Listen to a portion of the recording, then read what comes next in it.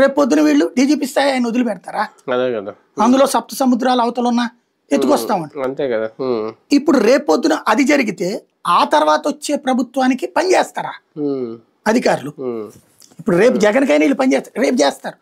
ఎందుకు? Victimised officers ఉన్నారు వాళ్ళు, కాబట్టి వాళ్ళు ప్రతీకారం తెచ్చుకోవడానికి రేపు కొడతారు. 190-200 మంది దాకా ఉన్నారు బాధితులు. అట్లాగే ప్రతి ఊర్లలో బాధితులు అయినటువంటి అధికారులు వాళ్ళందరూ రేపు తిరగబడతారు, కొడతారు. ఆ తర్వాత ఏంటి? అప్పుడు వీళ్ళకి చేస్తారా వాళ్ళకి చేస్తారా? ఇద్దరు ఫస్ట్ బేసిక్గా ఇప్పటిదాకా ఏంటంటే వాళ్ళు ప్రభుత్వం చెప్పినట్టే వినాలి. కరెక్ట్, ప్రభుత్వం చెప్పింది రాజ్యాంగబద్ధం అయితేనే వినాలి. నువ్వు వాడిని లోపలేసి వాడి మీద తప్పుడు కేసు పెట్టు, వాడిని దొంగని, వాడిని ఇది చెయ్యి అంటే ఇవాళ బాగానే ఉంటుంది. కానీ ఇక్కడ ఒకటే గుర్తుపెట్టుకోవాలా, ధర్మం అనేది ఒకటి ఉంటుంది. అధర్మాన్ని ఎల్లవేళలా కాపాడదు. అధర్మం అనేది చాలా ప్రమాదకరం. ఈ అధర్మం అనేటటువంటి తాత్కాలిక విజయం సాధిస్తుంది. రావణుడితో విజయం సాధించాడు, కంసుడు విజయం సాధించాడు.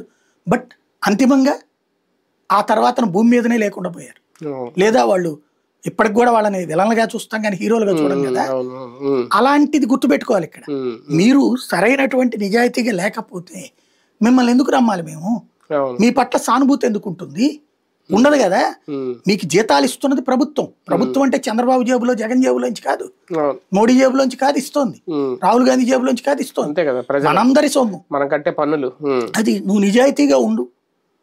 నిజాయితీ పోని హింసించక, ఎదుటి వాళ్ళని అవమానించక, ఎదుటి వాళ్ళని హింసించక, ఎదుటి వాళ్ళని బాధ పెట్టక, అది తాత్కాలికంగా నీ దగ్గర ఉన్న పవర్తో చేయొచ్చు. కానీ పవర్ ల్యాప్స్ అయిన రోజున నీ బతికేంటి? అదే కదా. పవర్ అవతలోడి చేతిలోకి పోయిన రోజున నీ పరిస్థితి ఏంటి? ఇది ఆలోచించుకోవాలి.